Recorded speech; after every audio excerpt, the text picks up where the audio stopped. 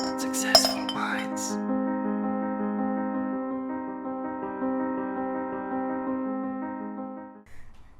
It's okay.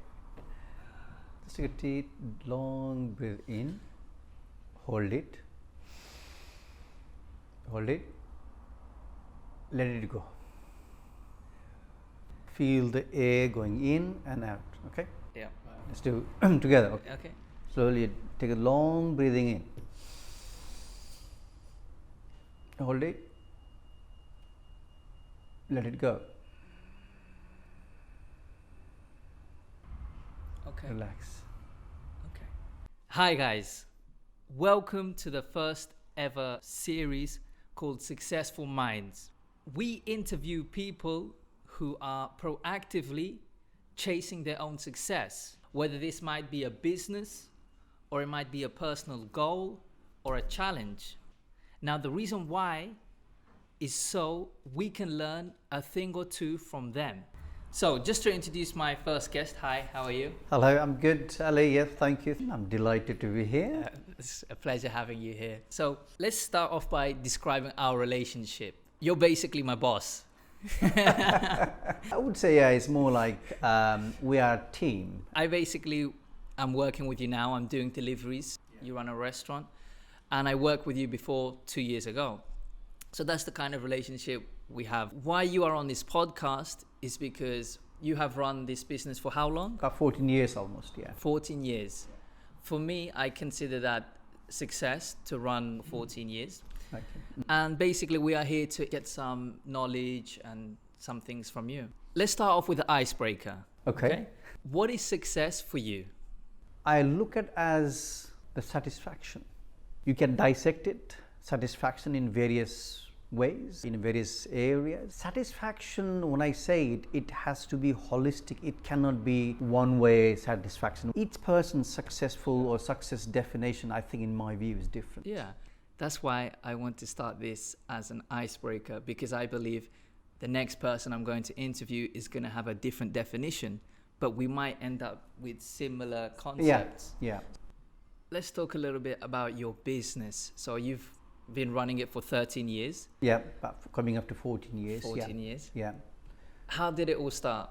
I grew up in Nepal. I was born and brought up there. I came here when I was just about 18, and I did my college and further education in the UK, basically. And then from that point, did you always want to open up a restaurant? I always had this feeling that, I was definitely going to do a business and my way. You just didn't know what it was going to be. I had idea which one I would want to go into it. Okay. It's naturally was a restaurant. That's how it all started, basically. So when you took that leap of faith and you said, okay, I'm going to start a business, what kind of challenges did you face? Let me tell you, when I first opened this business, I was employed because at that time, I could not afford to let go job and just concentrate on business. I did concentrate of my time, but I still had the full-time job. Okay, so you kept the full-time job. Yeah, and you worked yeah, from yeah.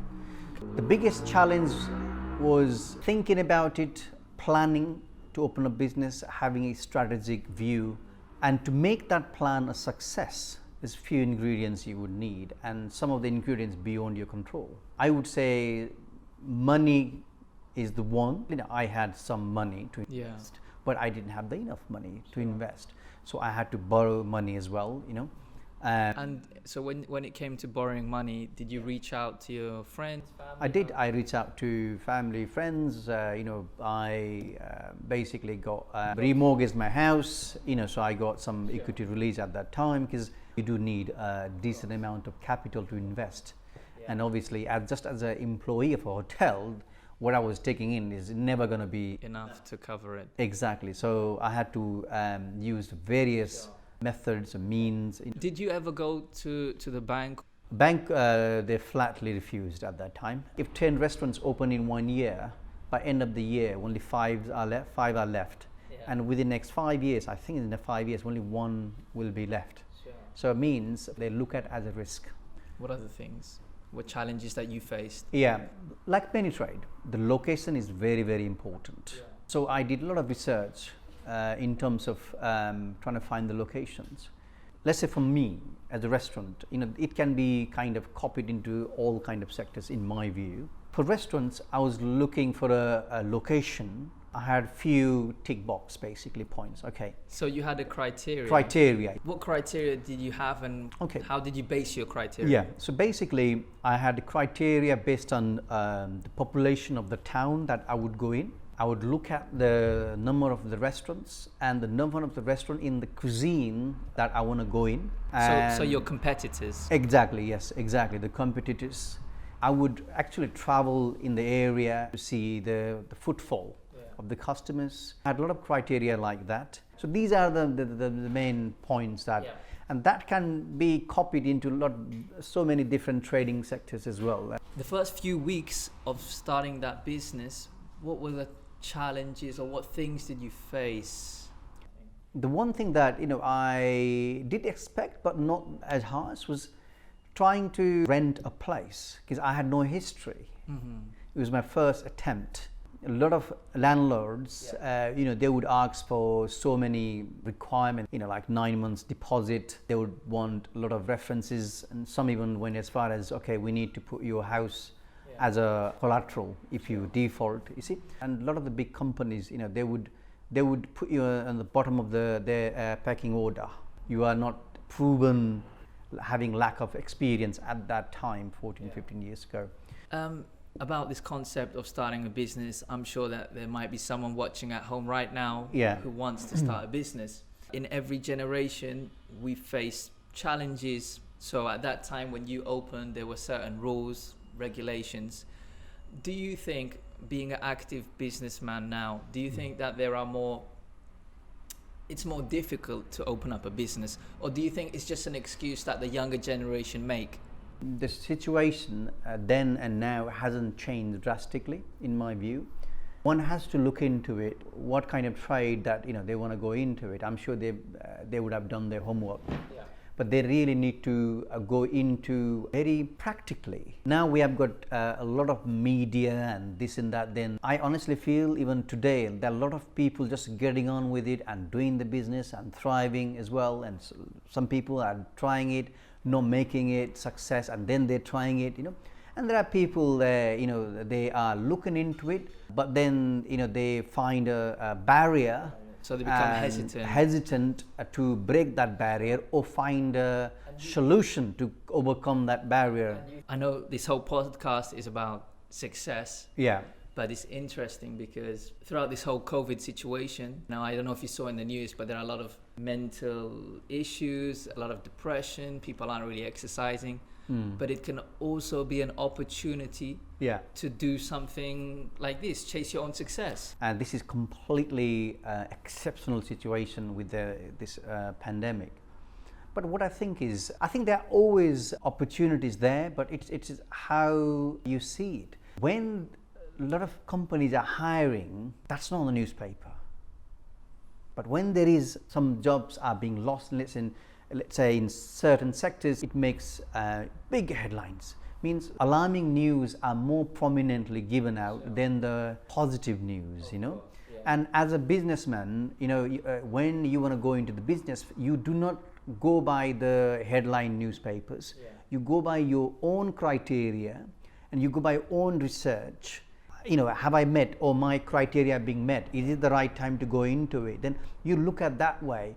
Obviously, macroeconomics, macro market situation does impact, but on your study, you would have taken that into consideration anyway. So what you're saying is, don't be so dependent on external sources like the media to decide your own value for starting a business. It should be solely based on your skills, your sources to start it out. Exactly. What advice could you give for people wanting to start their businesses who might not have the resources or the opportunities? I think first they need to identify the business that they want to go in. Then they really need to look at the challenges, the solution to those challenges, and they need to make an action plan how they can overcome those challenges. it's very high level thing I've said. In a practical terms, if you don't have any fund, then if you want to run a very big business, obviously that's not going to be possible, right? So then what you're going to do is, okay, with my knowledge, I am expert at this, I've done this, so I know about it. What I'm saying is plan it. I remember you said this, and actually it wasn't in this discussion, and you said something about calculated risk. Exactly. To minimize it. Yeah. That's why you build in your plan those steps to reduce the risk. You cannot eliminate the risk on anything. Because there always could be something that you don't expect that ends up happening. Exactly. You know, let's say it's a restaurant, but we do takeaway and delivery as well. That adds value to it. You know, of course. So find different ways of getting your business. Exactly. And one of the best way to do that is engage with the community. Engage with the community your business is in. Especially if you're an independent business. Exactly. When I said engage with the community, means get involved with the local association, business association. You will meet like-minded people. You will be networking with them, and through the charities, you are, you feel and you make your business as a community thing, a part of the community. They feel they feel proud to have you in the town, right? I think that's a good thing about independent businesses. I think, for example, when we look at major companies, whether it's a clothing brand, any companies, it lacks that sense of community. Exactly. We are going to go for the important bit, and this is the bit I really want to ask you. I think it's specifically to your niche, and it goes on the point that you are running a business for nearly 14 years. How can a business sustain that longevity? And by that, I also mean keep up the quality. Right. What kind of skills or what things do you need for that to happen? The most important thing is you got to know your business inside out. You got to know your quality inside out. Then the service is very, very important. Any other things that you would consider? You got to have a lot of patience. I think that's a very key point that you mentioned, because maybe a lot of people in businesses go full out. They start up a new business, they'll go full out, 100% dedication, 1 month, 2 months, and then they lose that quality later on. They lose that enthusiasm. Exactly. This thing is for long run. It's not the sprint, it's a marathon. Yeah, that's a good saying. Right? I think I heard that in a movie somewhere. Yeah, it's a marathon, and it's a very long marathon. Yeah. Right. Nowadays, customers, they've got a lot of choices. How would your employees describe you? How would they describe you? I'm very liberal on my approach. I'm professional on my approach to my people. Has my approach worked or not? There's one very clear way of looking at it. That is the staff turnover. And my staff turnover compared to similar restaurant is very, very, very low. By that you mean having the same people who work for you? Yes, for longer period compared to other restaurants. My view is I want everybody to succeed. I don't want them to just become just a waiter or working in the kitchen for the rest of their life. I want them to realize their potential. And if there's anything I can help, I'm so open to these people. How would you describe yourself? Because one thing is, okay, my employees would describe me as this. Yeah. How would you describe yourself as being a boss? I think I'm a very easygoing person. I agree with that. The vibe I get from you is very easygoing. Yeah. It makes a big difference. When I say that, it's a lot of work has gone in me for a number of years on a very different way, like in a spiritual way. I'm not saying that in a religious way, like different religion. Sure. I'm just spirituality. I feel is different to the mainstream religion way. The feeder is also from this angle as well. Like you describe yourself as easygoing. Yeah. Does your spiritualism affect that? Does it make you more easygoing, more relaxed? Undoubtedly. So in my mind, I'm picturing you when you first started your business and you were struggling for the funds and the financial stability. Now you have that. Is it what you expected? Did it meet up to your expectations? Is what I'm asking. Well, in layman terms, yes, stability of your finances, have a reputation of your business. These gives you a satisfaction, right? Again, I am satisfied. You see, that's very important word. Satisfaction is very, very, very important word. That keeps me content with what I have. The last thing I want to ask you one question. I want you to be very specific with your answer. What final 3 pieces of advice would you give to the viewers watching at home right now? Yeah. Bearing in mind we're talking about success, we've talked about your business, we talked about your challenges. Number 1, plan it properly. Plan.